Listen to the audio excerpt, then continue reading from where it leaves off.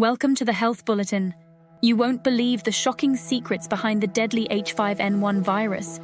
Researchers have pointed out that after a new strain of the H5N1 bird flu virus was detected in 2020, it may be nearing a critical threshold that could spark a global epidemic, which could be 100 times worse than COVID. But what is H5N1? H5N1 is a highly pathogenic strain of avian influenza that can infect both birds and humans. The virus was first identified in geese in China in 1996 and quickly spread to other poultry species. In 1997, it made the jump to humans, causing severe respiratory illness and even death. H5N1 is transmitted to humans through direct contact with infected birds or their droppings. While human-to-human transmission is rare, the virus has the potential to cause a global pandemic if it mutates to become more easily transmissible. Scientists are closely monitoring H5N1 to prevent such a scenario. The most recent case is a dairy worker in Texas, United States, who caught the virus and flu-like illness with conjunctivitis. Symptoms of H5N1 in humans include high fever, cough, sore throat, muscle aches, and difficulty breathing. In severe cases, it can lead to pneumonia, acute respiratory distress syndrome, and organ failure. The mortality rate of H5N1 is alarmingly high, with approximately 60% of reported human cases resulting in death. This is much higher than the mortality rate of seasonal flu strains. The USDA springs into action, confirming the virus strain's link to wild birds. With cases spanning multiple states, the puzzle pieces slowly come together, highlighting a complex web of transmission, scrutinizing U.S. livestock imports more closely than ever. The shadow of the outbreak looms large, prompting a nationwide reevaluation of health and safety protocols. Why dairy and beef? The question baffles experts and sparks a deeper dive into the disease's selective nature. Before we move forward, please hit that subscribe button and join our Health Bulletin community, because subscribing not only supports the channel, but also ensures you're always in the loop with the latest health trends, news, and tips that matter to you.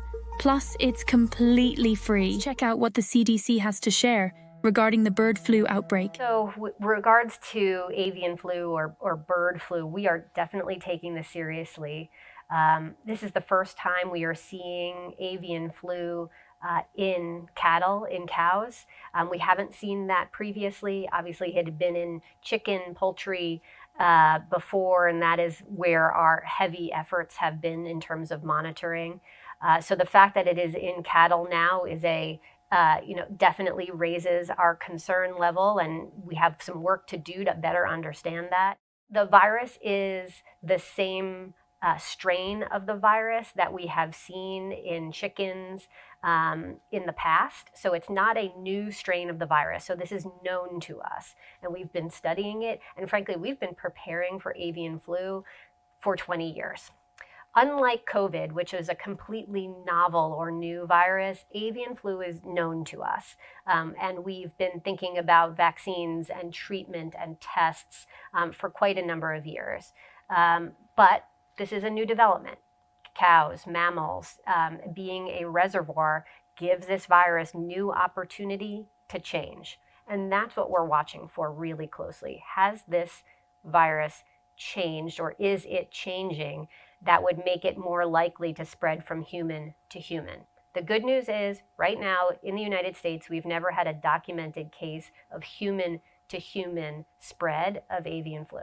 But that's what we're watching for to understand how this virus is changing. Today, it's the same version of the virus, but as we've all learned through COVID, these viruses change very quickly. So we are needing to watch it closely. We have to sequence these. We have to stay ahead of it. We're monitoring and taking this very closely. Our agriculture partners are on the ground. Our public health partners are on the ground. They're just state and local.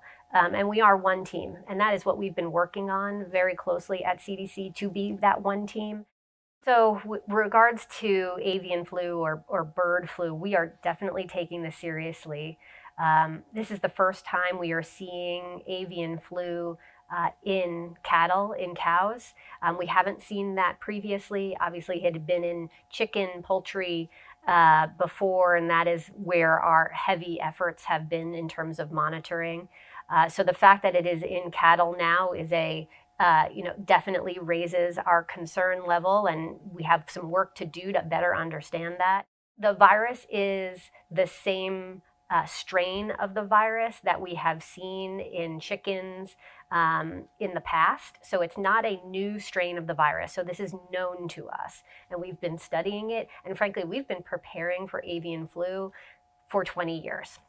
Unlike COVID, which is a completely novel or new virus, avian flu is known to us. And we've been thinking about vaccines and treatment and tests for quite a number of years. But this is a new development. Cows, mammals, being a reservoir gives this virus new opportunity to change. And that's what we're watching for really closely. With human risk deemed low, the outbreak still ignites global attention, reaching the highest levels of government.